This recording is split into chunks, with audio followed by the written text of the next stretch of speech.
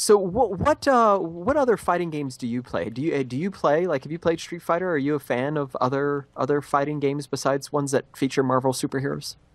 As far as fighting games are concerned, I'm actually a pretty casual fan of those. I do play most of them that come out, but I'm not very good. So when you go online and you lose every time, it's a little discouraging. But I played a couple scenarios of Street Fighter 4. I played through DC Mortal Kombat.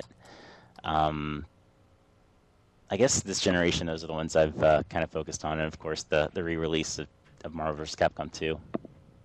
Of course, HD. Let's go ahead and go to another caller. Eric from New York has a story question for you. Hey, hi guys.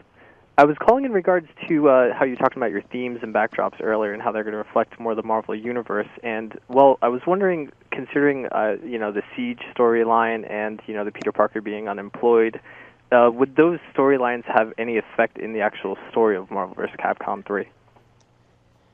I think with this game, just in general, we are kind of going for just the kind of classic interpretation. So when you think Spider-Man, what do you generally think of?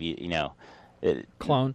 This is I'm just speaking rhetorically here. I mean, most people are probably going to generally think of Peter Parker as a photographer with Mary Jane or whatever. I mean, it's that kind of perception. Sure. That we're going for. So it's probably not going to necessarily directly tie into storylines. But that said, I think if you're a big fan, you might actually get some kind of wink, wink, nudge, nudge kind of lines that the characters speak, or maybe there will be something in the background of certain levels that, if you read Siege or something like that, that you would know that that's what it's from, and maybe just a typical fan wouldn't necessarily.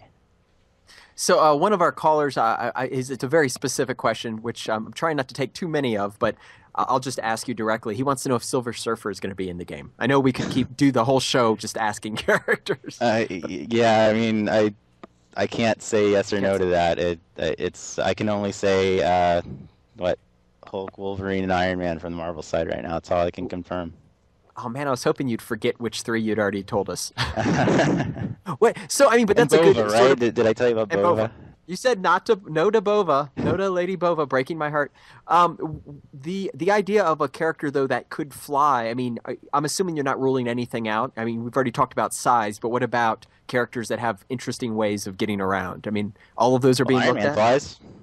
Oh, that's Iron a good point. Flies, last game. Let's see, who else? I mean, there are Morrigan already. We've announced she flies. There just are some characters that have flight and some don't, and there's actually going to be a lot more aerial combat in this game. Is kind of a cool thing about it. I'm sure you'll be hearing more about that in the coming months. But yeah, as far as just flight is concerned, I mean, yeah, it's going to have characters that can fly.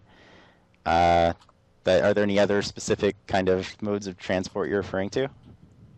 No, not that I could think of, other than like swinging. We all, swinging from perhaps webs. I don't know if there were a character that did that. As crazy as that sounds. Is there a character that does that? Really? I know. Oh, Spider-Ham. You're talking about Spider-Ham. Okay. Spider-Ham. Hey, that's one of the first comics I ever read. Peter Porker. Yeah, I think they're bringing him back, like this month. 25th anniversary edition coming out. It's like this week or something, isn't it? Yeah. I want to say June, but don't quote me on that. Yeah. I might have read it in the last previews or something like that. Yeah. Yeah. So somebody was asking though if Spider-Man was necessarily off limits because he's been in Activision games, but I mean wasn't he in MUA? Oh, I guess that's an Activision game too. Is he off limits or any of the big characters? No, he's not. No. Pretty much nobody's off limits really. Cool.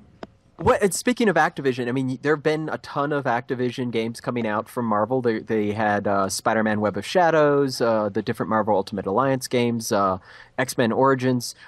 Do you see, is that a relationship that's going to continue to provide new games? Oh, definitely. They have the Spider-Man and X-Men licenses till 2017, so I imagine they'll want to use them. I mean, right now we have Spider-Man Shattered Dimensions coming out in September. It's actually I'm very much engrossed in that game as well. and I'm very much looking forward to it too. I think it's a very kind of cool take on the whole Spider-Man mythos. What you must have gone through a very similar process in terms of character selection when it came to Marvel Ultimate Alliance 2. Was it sort of reflecting on it? Was it very similar to what you're doing now? Yeah, actually. With Marvel Ultimate Alliance 2 specifically, we also had the kind of added kind of factor of like what two characters would perform interesting fusions. Yeah.